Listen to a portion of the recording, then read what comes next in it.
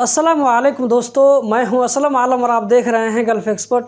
दोस्तों, आज अगस्त की 30 तारीख़ है। इस वीडियो में आप लोगों को कतर के बारे में कुछ ताज़ा तरीन अपडेट देने वाले हैं, तो इस वीडियो को लास्ट तक ज़रूर देखें। इस वीडियो को लाइक और शेयर करके थैंक यू बोलने का मौका ज़रूर दें। आगे मैं आप लोगों को बताने वाला हूं कि कतर में जो क्वारंटीन 10 सितंबर को ख़त्म होने वाला था वो आगे बढ़ा है या नहीं बढ़ा है, तो वीडियो के साथ में आखिर तक बने रहें।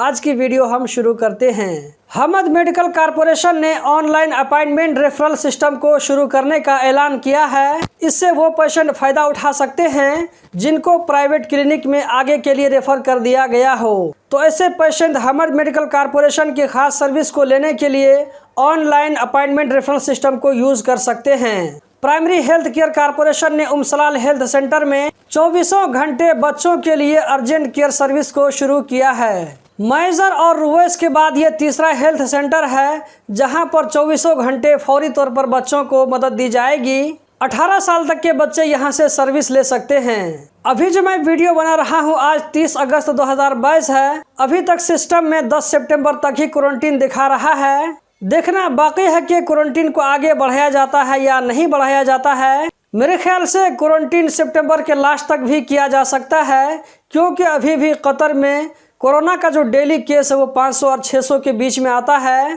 लेकिन ये धीरे धीरे अब कम हो रहा है। ये एक अच्छी खबर है। इसके बारे में जो भी न्यू अपडेट हो वो कुछ दिनों में पता चल जाएगा। मिनिस्ट्री ऑफ इन्वायरमेंट ने 2 वायलेशन को पकड़ने का ऐलान किया है। वेस्ट मटेरियल को इधर उधर फेंकने और ऊँटों को आज़ादाना तौर पर चलाने के वायलेशन को। आप में से नए भाइयों को बताता चलूं कि कतर में हर जगह यूज्ड मटेरियल को, वेस्ट मटेरियल को नहीं फेंक सकते हैं और ना ही हर जगह ऊँट, बकरी और दूसरे जानवर को चरा सकते हैं। सबके लिए अलग अलग जगह बना दी गई है। वायलेशन करने वालों के खिलाफ लीगल एक्शन लिया जाएगा। सिमैस्मा, अल-खौर और अल-वकरा में नई सर्विस मार्केट्स बनाए जाएंगे और 3 कम्प्लेक्स में सरकारी वेटरनरी क्लिनिक खोले जाएंगे। इस बात का ऐलान बलदिया में एनिमल रिसोर्स डिपार्टमेंट के डायरेक्टर इंजीनियर अब्दुल अजीज अल ज़ियारा ने किया है। इस काम के लिए सिमैस्मा, अल-खौर और अल-वकरा में जगह को खास कर दिया गया है। अब देखना बाकी है कि ये प्रोजेक्ट कब तक कंप्लीट होते हैं। मेरीटाइम कस्टम पर तंबाकू की एक बड़ी मिकदार पकड़ी गई है,